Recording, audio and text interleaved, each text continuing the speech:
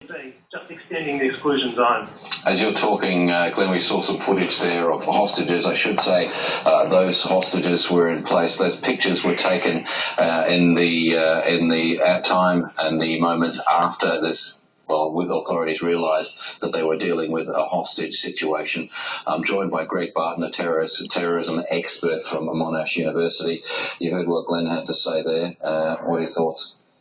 Well, the police are considering the possibility of a larger plot, and so there are many more elements for this. Outside of the Lindt Cafe, more individuals involved. We're just getting word that there are some raids in Lakemba, or that have happened a short time ago. That would seem to gel with what you're thinking. Yeah, we had the earlier Beecroft raid this morning in northwestern Sydney, which seems quite likely to be part of this. The other possibility, which is actually a higher possibility, is that it's not that there's a larger plot, but that sympathisers, colleagues, friends in this larger network, presumably linked with foreign fighter recruitment, would go ahead and do something just because they can. Because they may have discussed this prior, they may not have discussed it prior, but this may tip them over the edge into taking action. And we are dealing with a different kind of threat scenario than in years past, where attackers attack without fear of losing their own life and without a lot of pre-planning and pre-discussion, and often using quite simple implements. We spoke earlier about the peril of lone wolf attacks and how police simply cannot be on top of who they are because they, in a sense, they're untrackable. They're not talking to people about what they're going to do. Nobody knows what's inside their head until they do it. If there are raids going on at Lakemba, as we're hearing, certainly we saw the raid this morning, is this a case where police have been watching individuals and just now do not want to take a chance?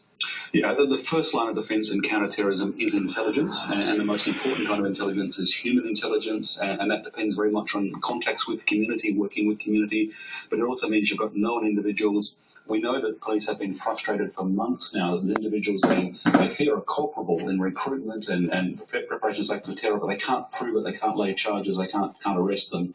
Operation Appleby didn't produce much, even though there were 850 officers involved.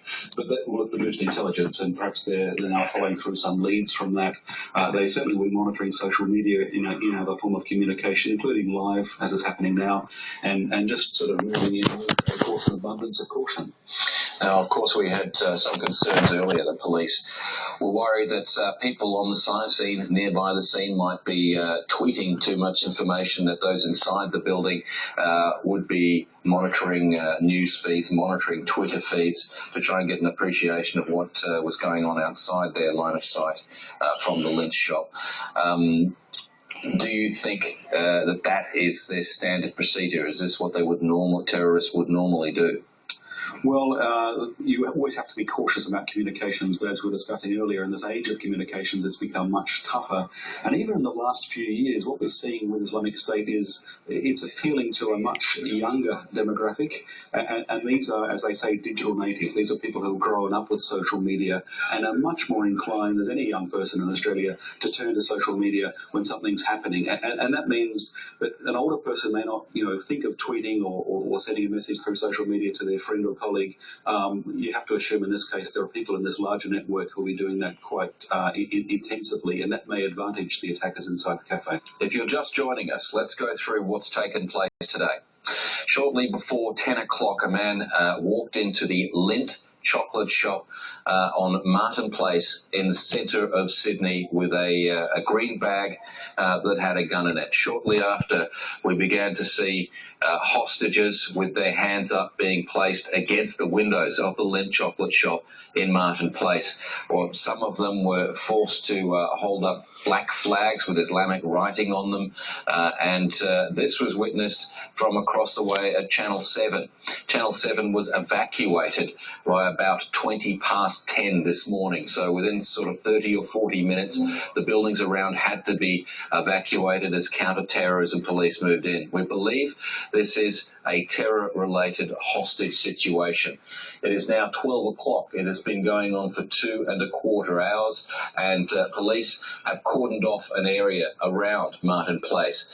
That includes a number of very large office buildings. Certainly a number of the banks are there. The Channel 7 is there, and a lot of financial institutions in the buildings immediately adjacent to the Lindt chocolate shop. We understand there are 13 hostages inside the building. We know of at least one gunman. There are fears there may be more, but we have no confirmation of that.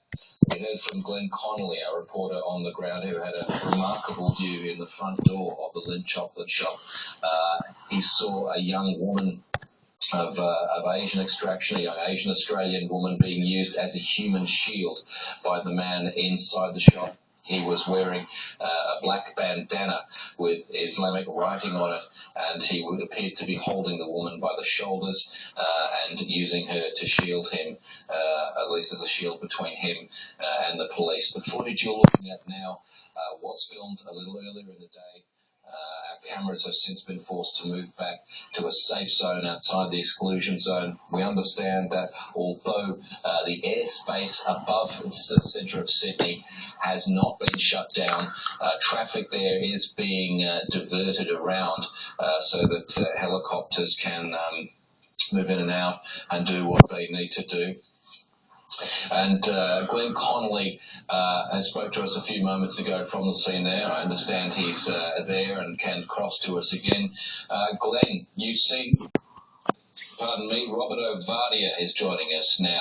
He's obviously a little further away. You're at the eastern or western end of Martin Place there? At the northwestern end of Martin Place, just on Elizabeth Street, about 200 metres back. The situation really has not changed here in terms of visibly, in terms of what we can see, and the several hundred people that are gathered on the other side of the police cordon, and presumably the other side of the building here, of our building, our Channel 7 building, on Phillip Street as well. We're not really witnessing a whole lot of movement at the moment. There would be a degree of negotiation in place at the moment. We have no idea what the men inside the Lindt Cafe are specifically asking for. There have been reports, and I have to stress this is absolutely unconfirmed, that the people inside are seeking to speak to Tony Abbott live on radio. And so I don't want to really get involved in how police may well respond to that, or how that might unfold, or any other potential demands they can make. That's a job for the police, and we have to be extremely careful, I guess, in the way we go about reporting these things as well. But in terms of on the ground, as I said, Nick, not a whole lot has changed here at the moment, but there would be plenty going on behind the scenes. And now, could you just talk through us, for people who are perhaps in the city or unfamiliar with the area, which streets are out of bounds and which areas can be accessed? Well, specifically the quadrant around here, Nick, Elizabeth Street, which is one of the main arterials that goes right through the heart of the CBD and also towards the city south. On the other side is Phillip Street as well. Just up here is Hunter Street, and on the other side is Martin Place, and perhaps Macquarie Street as well, that goes a bit further up where State Parliament is. But aside from that quadrant and slightly beyond there, the rest of the city is running relatively normal. Now, we've just got a statement from the New South Wales Police, Rob, and I'll read a little of that for the benefit of those watching and listening. Some nearby officers have been evacuated as a precaution. Anyone else in the area encompassing Hunter, George, Elizabeth and Macquarie Streets bordering Martin Place is directed to remain indoors and away from open windows. Anyone in the vicinity but outside that area is free to leave their buildings. Police urge members of the public to remain calm and note that an appropriate police presence is in place. Robert, you were there as office buildings were being evacuated. We've just heard in that statement that anyone who didn't manage to get out in that evacuation is urged to stay exactly where they are and move away from any open windows. Talk me through, describe for me the evacuation. Was it a calm affair? Well, it's a fairly calm affair, but unfortunately, in these days in which we live, these sort of things are probably subconsciously almost expected and prepared for by people around here. That terrorism plot, or the alleged terrorism plot that was uncovered a few months ago, involved very specifically Martin Place. So I have no doubt that anybody who comes here on a daily basis, at the very back of their mind at least, would understand that there is a specific, fascination perhaps with this area, and that was at the centre of that alleged plot. So there was no stampede, but obviously a lot of concern, and this is something that not only the police, as they go through their negotiations, are dealing with for the first time, but also members of the public. We've anticipated it, we've expected it could well happen, but I guess once it does does happen, and from a personal point of view, right opposite your own workplace, it is somewhat surreal.